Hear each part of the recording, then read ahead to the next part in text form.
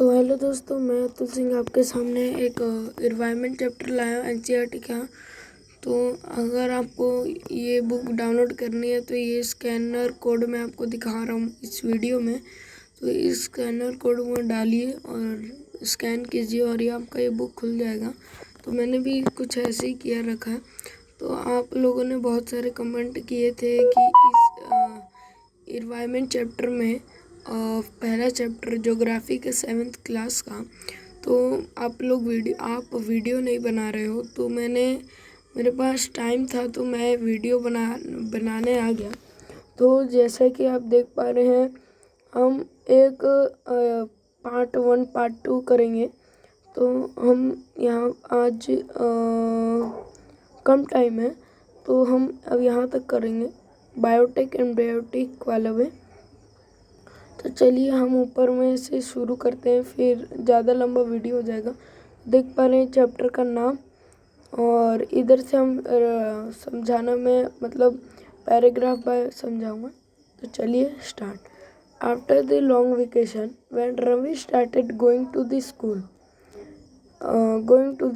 again they noticed that the school only playground next to his school was dug up people's sheds that huge building with many flats will be constructed there. Ravi was almost in treats when he replaced that the big playground with it soft grass, marigold and butterfly is gone on ever.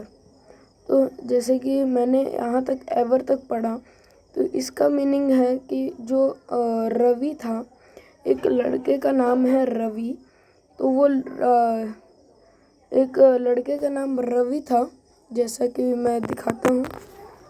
ये देख पा रहे हैं यहाँ पे लिखा हुआ है, ये लड़के का नाम रवि था, जो कि अपना स्कूल उसका जो स्कूल था वो स्टार्ट हो गया था। उसका स्कूल। तो फिर वो अपने स्कूल के पास स्कूल गया तो देखा कि जो हमारा स्कूल का प्लेग्राउंड था, यहाँ पे देखिए लिखा हुआ है only playground next to his school. जो उसके स्कूल का प्लेग्राउंड था उसमें जो उसका स्कूल का प्लेग्राउंड था उसमें बड़ी सी ह्यूज बिल्डिंग बन रही है।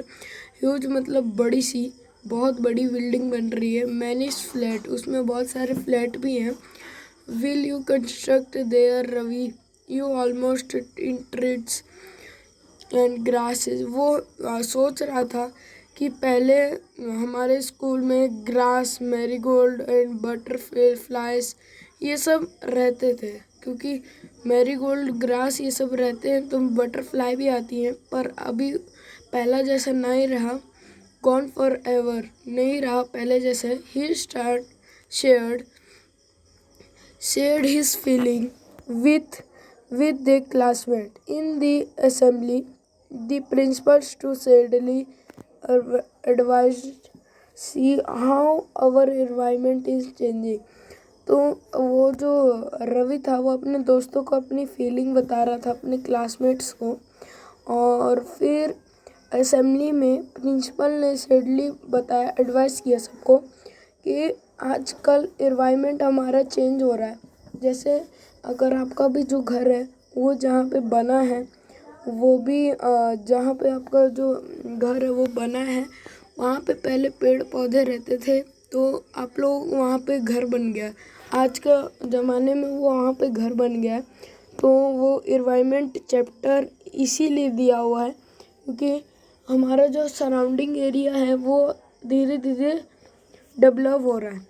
तो नेक्स्ट आ जाते हैं paragraph. In the class Ravi asked his teacher, what is environment?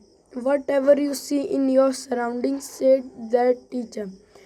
Ravi ने पूछा टीचर से, व्हाट इज एनवायरनमेंट, हमारा एनवायरनमेंट का मतलब क्या होता है? तो टीचर बोले, whatever you see your surrounding said that teacher. तुम जितने भी अपने सराउंडिंग में देखते हो वही टीचर ये बात कह रहा है। Ravi thought aloud the meaning of the school building, tables, chair in the class. Ever that open field, the road and garbage, my friend, all are part of our environment. ये सब में भी environment change हुआ है, जैसे table chair ये सब हो गए। ये सब भी पहले नहीं रहते थे, लकड़ियों से बने टेबल चेयर। और ये लोग मतलब तो मैं नेक्स्ट में all are the part of our environment, ये सब हमारे एनवायरनमेंट के पार्ट है। Yes, next paragraph. Yes said the teacher, but wait, some object are created by the natural. कुछ चीज़ नेचुरल है। For example mountain, river, tree. जो कि रिवर है वो किसी ने बनाया नहीं है, और ये रिवर हो गया और ट्रीज़ हो गए, माउंटेन हो गई, ये कोई ह्यूमन मेड नहीं है, जो कि आप नेक्स्ट पेज में पढ़ोगे। ये पहला पेज है। और tree, animals, others are made by people, for example road, car, clothes, books. ये जो एग्जाम्पल जो दिए ये पीपल के बनाए हुए हैं। Now work in the pair, mark of the list with your classmate sitting next to you of the creation of naturals and by human beings। इसी में दिया हुआ अलग अलग क्रिएशन के बारे में, ह्यूमन बीइंग के बारे में। तो अब मैं नीचे आ रहा हूँ। रवि, परमजीत, जेसी, मुनाफा, शिफा were all excited about the making the list. वो लोग अपना ये नाम के लड़के अपने फ्रेंड से जो कि अपना मेकिंग एक लिस्ट बना रहे थे। Why is our environment changing, asked Imphal एक लड़का था जो इनक्यूबल था। It is all because our needed they are. तो हमें क्या क्या चाहिए वो एनवायरनमेंट में दिया हुआ है। तो जैसे कि मैंने आपको ये ऊपर वाले पेज में बोला था, और मैंने आपको ऊपर वाले पेज में बोला था कि आपको नीचे ह्यूमन मेड और ह्यूमन का दिया हुआ है। तो जैसे कि आप देख पा रहे हैं ये components of environment. Components of environment में आपका 3 चीज़ आ जाते हैं। नेचुरल, जो कि उसमें एग्जाम्पल्स है लिविंग थिंग्स, लैंड, लिथोस, लैंड का वाटर, एयर, ये सब नेचुरल है। एंड ह्यूमन मेड क्या हो गया? ब्रिज, बिल्डिंग्स, पार्क, माउंटेन, ये सब ह्यूमन मेड में आ गया। और ह्यूमन क्रिएशन, रिलेशन और फैमिलीज, ये सब कम्युनिटीज, ये सब आ जाता है। इकोनॉमिक्स, ये सब आपका आ जाता है। पॉलिटिकल सिचुएशन, ये सब आपका आ जाता है ह्यूमन में। एंड नेक्स्ट में आ जाता हूँ यहाँ पे। तो मैंने कंपोनेंट्स ऑफ एनवायरनमेंट, आप इसका स्क्रीनशॉट ले सकते हैं।